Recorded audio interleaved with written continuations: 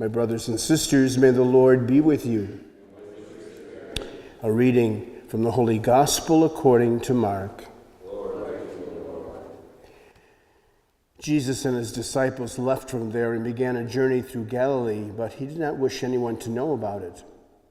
He was teaching his disciples and telling them, "The Son of Man is to be handed over to men, and they will kill him. And 3 days after his death, the Son of Man will rise."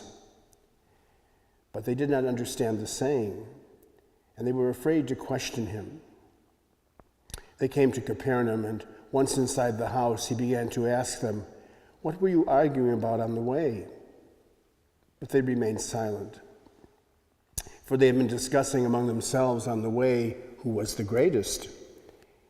And then he sat down and called the 12 and said to them, "If anyone wishes to be first, he shall be the last of all and the servant of all." Taking a child, he placed it in their midst.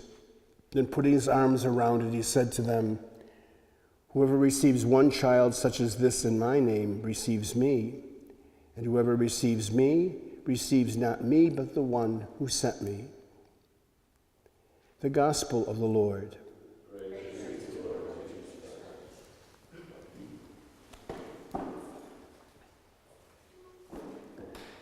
Scholars suggest that one of the underlying reasons to believe the authenticity of the Scriptures is the fact that it is so blatantly honest. It doesn't attempt to be politically correct. It tells the story as it is, and it leaves it up to the individual to either accept or reject the story and the message of faith. And it began in the very beginning, of course, with the whole experience of the Old Testament tradition, and God deciding that of all the various civilizations and cultures and peoples that could be the facilitators of bringing about the message of salvation, would be this very obscure group in the Middle East of Jewish people.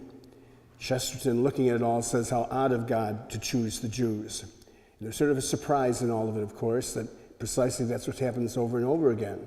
God takes those who seem to be, by standards of the world, the least significant, and uses them and sees and recognizes in them a potential perhaps they never saw. It's also true, of course, in the New Testament. Here in the midst of a story about Jesus who rises from the dead, who is the first witness to the faith of what happened? In a culture where women were second-class citizens, it is a woman who first encounters the risen Lord. And she in turn becomes the one who carries the message off to the apostles and disciples.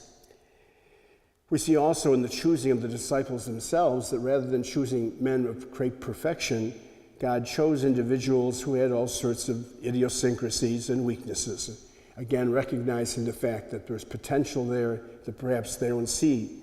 But if they allow God to work in them and the Spirit to be operative in them, anything is possible. We have today in the gospel text a classic story of the disciples, even as Jesus tries to explain the truth of what's going to take place, that the Son of Man must die, but he will rise. And all they're doing is they're talking about who is the best, who's the greatest, who's first in line. Those same kind of weaknesses that we all fall prey to sometimes in looking for a sense of affirmation or a sense of control and authority of those around us. And Jesus uses it as an opportunity to again try to teach them slowly but surely the difference of the message. That the Messiah that they expect is not the Messiah God expected. That the plan God had for salvation would not take place the way they saw it to take place. If you recall, at the end of the whole Easter season, when we celebrated the Ascension event, even there, the disciples still are concerned about political power. They're asking Jesus as he gets ready to return to the Father, well, when will the kingdom come back to us? When will Israel be free? They can't move beyond their own mindsets as to what, in fact, is the truth. During the course of our own personal journeys, of course, we do the same thing. We sometimes look for the wrong messages or end up putting our agenda in place of God's. We sometimes also use our weaknesses and idiosyncrasies and get so focused in them, we don't see the potential of what God can call us to be and to do. And so as we gather here again to be nourished and nurtured by the Scripture and by this Eucharist, let us be mindful that God indeed continues to surprise. He surprises you and me in the calls that he gives us in our lives. He surprises the world around us in recognizing that those who by the standards of the world are not the first and the most, perhaps are precisely the ones that are needed to preach the message.